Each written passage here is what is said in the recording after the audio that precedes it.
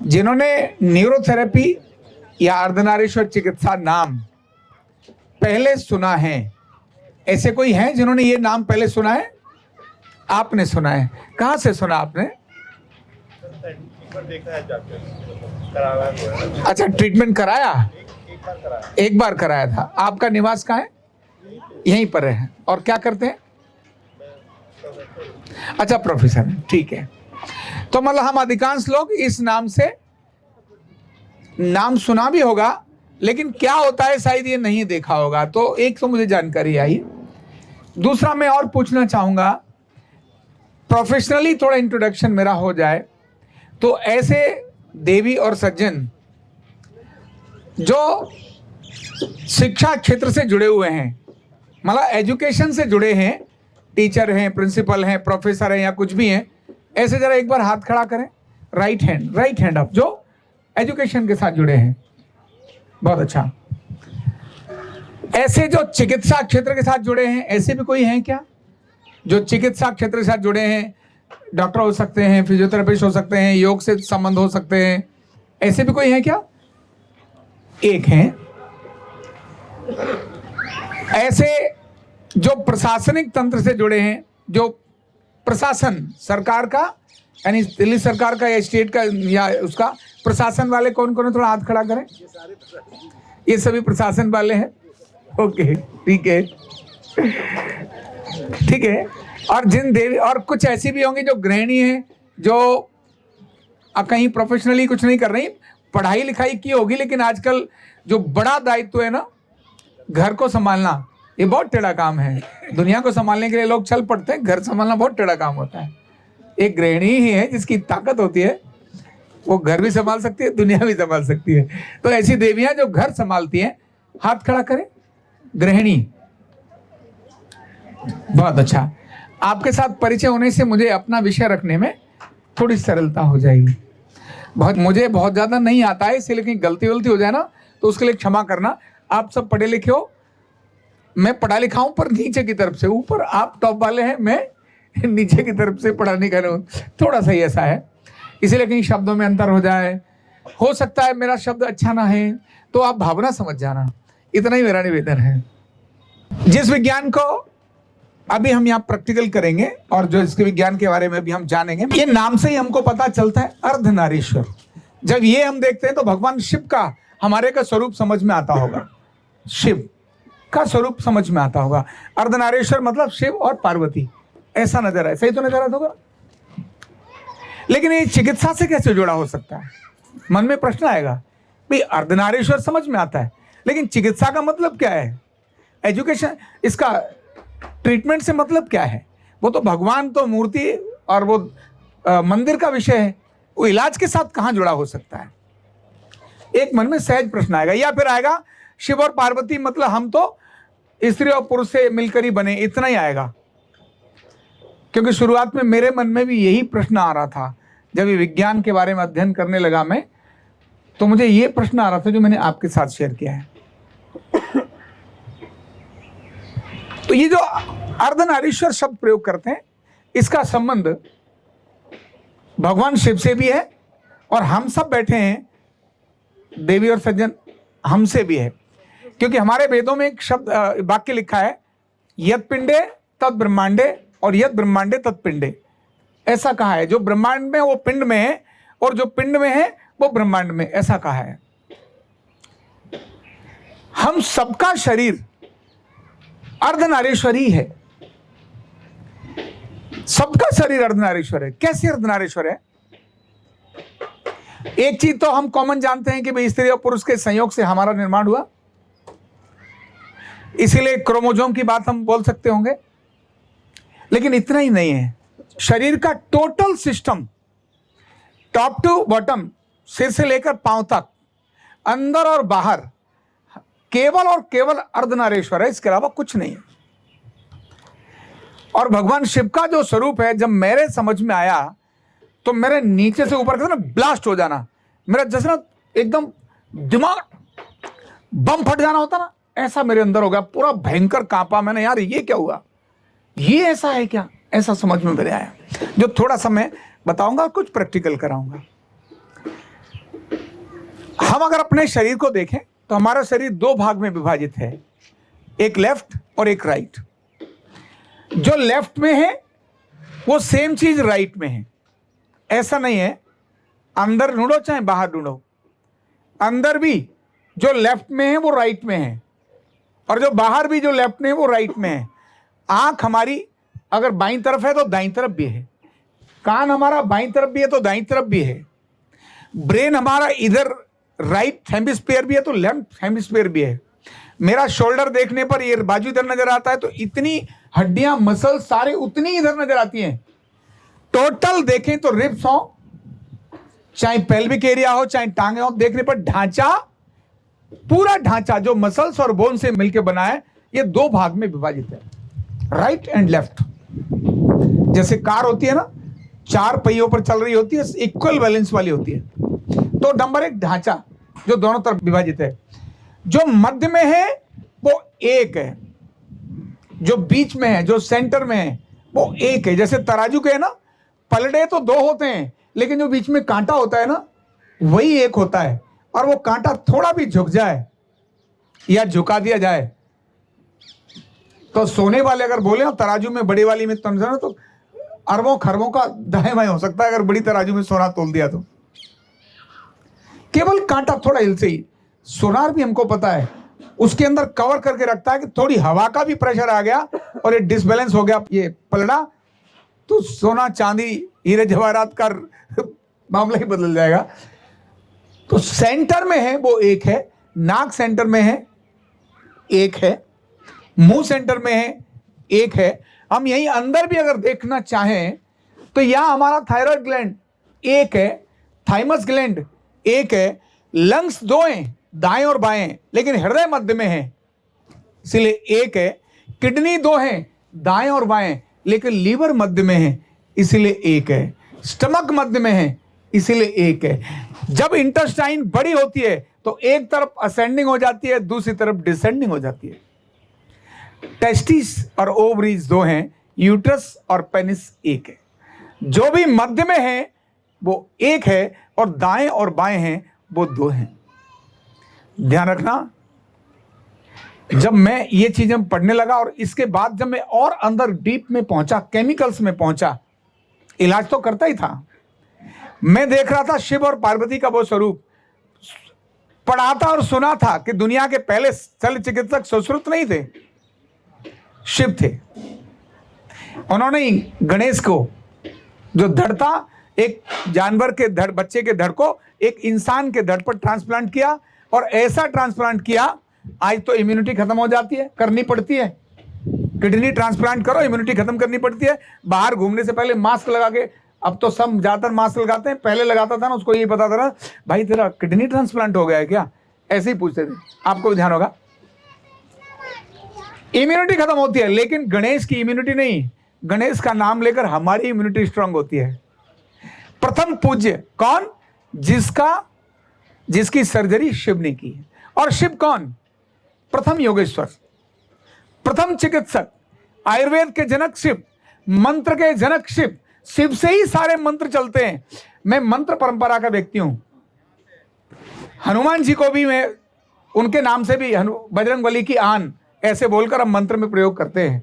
गुरु गोरखनाथ की आन हम मंत्र में प्रयोग करते हैं। ये गुरु गोरखनाथ और बजरंगबली, ये दोनों ही तो शिव अवतारी हैं। शंकर सुवन केशरी नंदन, शंकर शिव अवतारी हैं। इनका नाम लेकर भी जिसका हम बात करते हैं वो शिव ही तो हैं। और जिन हठ योगी जानते हैं, हठ का मतलब इड़ा और पिंगला वाला, हठ का मतलब जिद्दी नहीं, हठ का मतलब होता है ह और ठ, इड़ा और पिंगला, रात और दिन। ये हमारी जो दो नासिकाएं, हम शरीर के बारे में केवल आधुनिक विज्ञान के हिसाब से जब भी देखेंगे फेल हो जाएंगे, पास नहीं होंगे। आज के विज्ञान से केवल वो चीजें देखी जा सकती हैं जो कैमरे के अंदर आ जाए। बाकी जो कैमरे में नहीं आता वो आज का विज्ञान उसको प्रूव नहीं करता। विज्ञान की बड़ी खोज है लेकिन उसको वो प्रूव नहीं कर पाता। वो कहता है मे बी, और बहुत बार तो कहता है हो ही नहीं सकता। समाधि की उच्च अवस्थाओं पर कुछ एनालिसिस हुए, लेकिन समाधि में बैठने वाला व्यक्ति एआई से ज्यादा पावरफुल होता है। क्यों होता है इसका कारण अब ढूंढने लगा है विज्ञान, इसीलिए एआई वगैरह ये सारी चीजें आई हैं। इससे पहले तो एआई हमारी ज्यादा इंटरेस्टिंग थी भारत की। ये सारी चीजें जहां से आ रही हैं वो इड़ा और पिंगला है। बाईं तरफ की नाड़ी और दाईं तरफ की नाड़ी में फर्क है। ये नर्व है जिसको हम पकड़ते हैं ना, यहां जैसे चेक करते हैं, नर्व अलग है, नाड़ी अलग है। नाड़ी क्या है? अभौतिक है, जिसको देखा नहीं जा सकता, जैसे हवा को देखा नहीं जा सकता।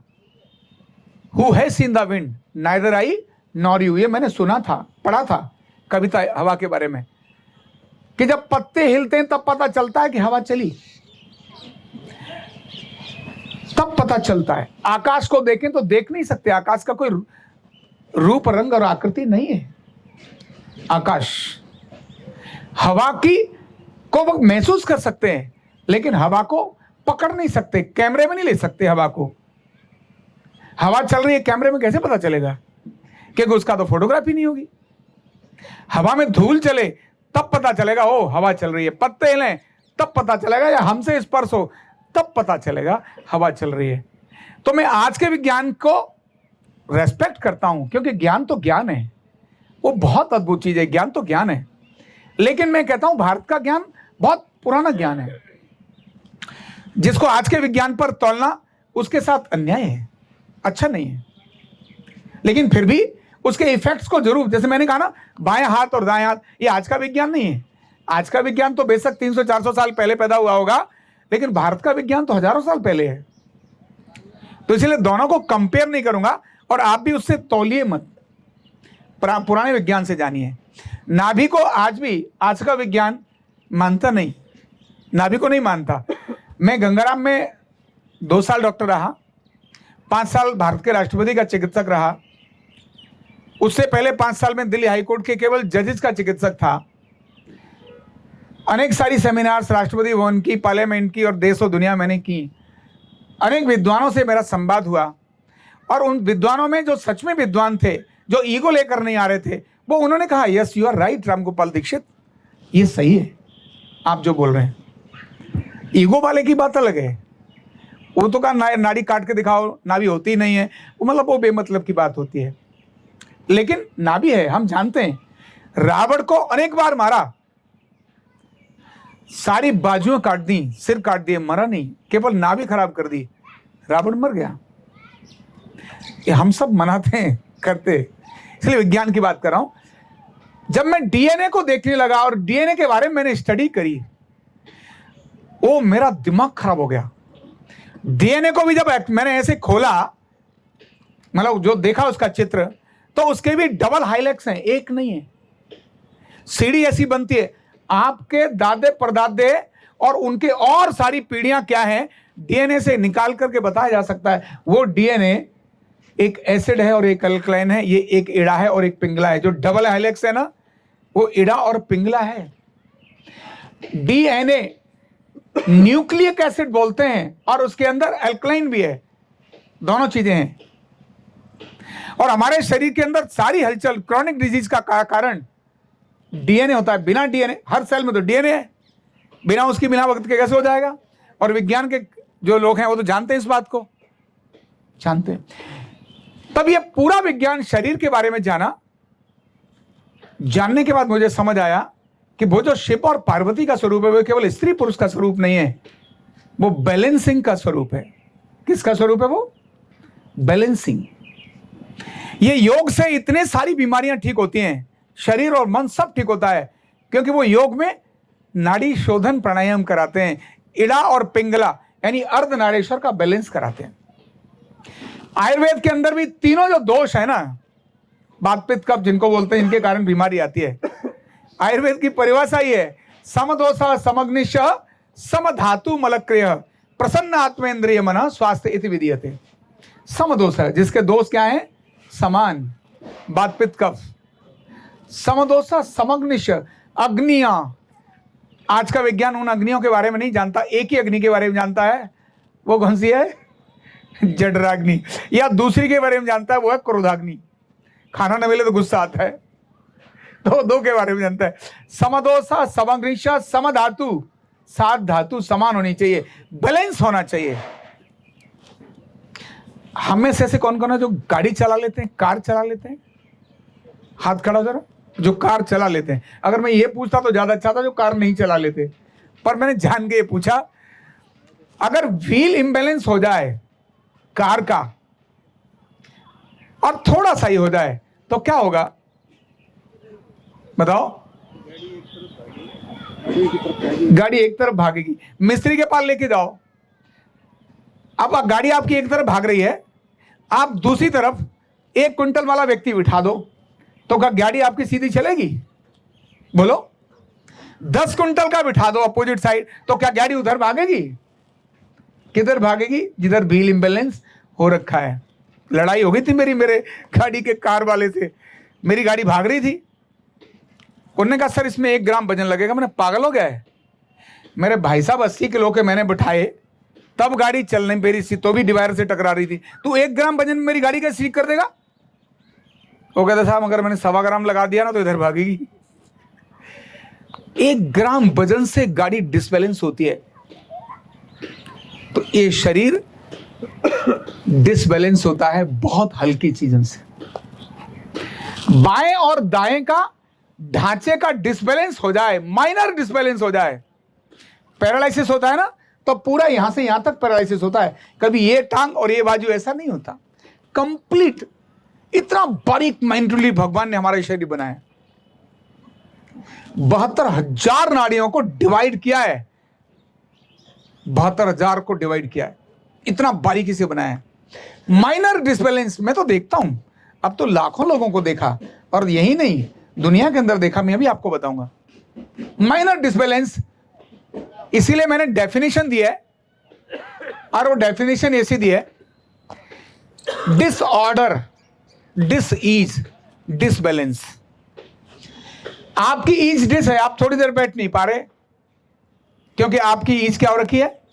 ईज मान लो इजी, आप इजी नहीं है, बार बार। अब जैसे मान लो भाई साहब को धूप लग रही है, अब धूप लग रही है तो ईज है क्या? तभी तो ऐसे कर रहे हैं। नहीं करिए आप, मैं मना नहीं कर रहा, लेकिन मतलब आप ऐसे कर रहे हैं क्यों? आप मुझसे बात करना चाह रहे हैं, धूप आपको डिस कर रहा है, इजी तो डिस होगी ना। माइनर डिसईज, डिसईज इज नथिंग, कुछ भी नहीं है, आपकी ईज डिस हो रही है। हम डिजीज क्या करके बात बड़ी बात कर देते हैं। Disease because of disbalance of the Ardhanarishvara. Ardhanarishvara के डिसबैलेंस, अब वो ढांचे में भी हो सकता है और अंदर के केमिकल्स में भी हो सकता है। आपके घुटने का दर्द, आपकी कमर का दर्द, आपकी गर्दन का दर्द, आपकी गैस, आपकी एसिडिटी, आपका माइग्रेन, आपका ब्लड प्रेशर, आपका शुगर, आपका अस्थमा, आपका इंसोमेनिया, रात को नींद ना आती हो, ये सारी बीमारियां because of disbalance of the Ardhanarishvara only, और कुछ नहीं। क्योंकि आप खाते तो हैं, शरीर के अंदर इम्यूनिटी भी स्ट्रांग है, भगवान ने पैदा करी है। वायरस को मारने की ताकत हमारे शरीर में ज्यादा है। वो अटैक कब करके हमारे को बीमार कर रहा है? क्योंकि हमारी इम्यूनिटी कमजोर हो गई। हम खा सब कुछ रहे पर हड्डियां हमारी कमजोर हैं, क्योंकि डाइजेशन नहीं है। डाइजेशन क्यों ठीक नहीं है? क्योंकि अर्धनारीश्वर डिसबैलेंस है, नाभि ठीक नहीं है, या ढांचा ठीक नहीं है, या अंदर के केमिकल ठीक नहीं है, इसीलिए खाना पचता नहीं। और खाते तो हैं, पनीर भी खाएंगे, दूध भी लेंगे, ढेर सारी कैल्शियम की चीज खाएंगे, हड्डी फिर भी कमजोर। क्यों? एब्जॉर्प्शन ठीक नहीं। एब्जॉर्प्शन ठीक नहीं तो मेटाबॉलिज्म ठीक नहीं है। एब्जॉर्प्शन क्यों ठीक नहीं है? क्योंकि अर्धनारीश्वर डिसबैलेंस है। और हमको पता ही नहीं होता कि हमारा अर्धनारीश्वर डिसबैलेंस कैसे होता है। अभी दिखाऊंगा, सबको तो नहीं होगा लेकिन थोड़ा अभी दिखाएंगे। अर्धनारीश्वर डिसबैलेंस होने के कारण ही बड़ी बड़ी डिसऑर्डर्स आते हैं। Chronic disbalance create disorder. जब लंबे समय तक डिसबैलेंस रहता है, आप अपने गर्दन की चिंता, थोड़े गर्दन दर्द हो रहा है बार बार, या कमर दर्द हो रही है बार बार, आप थोड़े दिनों इसको ऐसे ही खींच के ले जाइए। आपके घुटने में थोड़े एक बार में एक में दर्द हो रहा है, आप 6 महीने साल भर लेके जाइए, दूसरे घुटने में दर्द आ जाएगा। मैं अगर बाजू ऐसे थोड़ी देर और करके रखूं तो मेरी बाजू इसको थका देगी, पूरी बॉडी को थका देगी। अभी ये मेरा डिसबैलेंस ढांचे का हो जाएगा। तो गलत बैठने से ढांचा डिसबैलेंस होता है, गलत खड़े होने से ढांचा डिसबैलेंस होता है, गलत खाने से केमिकल डिसऑर्डर होता है, गलत सोचने से केमिकल डिसऑर्डर होता है, सोचने से और खाने से केमिकल डिसऑर्डर होता है। आजकल तो साइकोसोमिक डिजीज तो हम सब पढ़ते हैं, इसीलिए एलोपैथ के मेडिकल रिपोर्ट्स में जब आता है तो बहुत बार कहते हैं डिजीज के नीचे लिखा होता है this is idiopathic and incurable. Idiopathic मतलब हम जानते नहीं, और अनक्योरेबल मतलब ठीक नहीं कर सकते, इसलिए दवाई आप खाइए। जैसे डायबिटीज क्या है?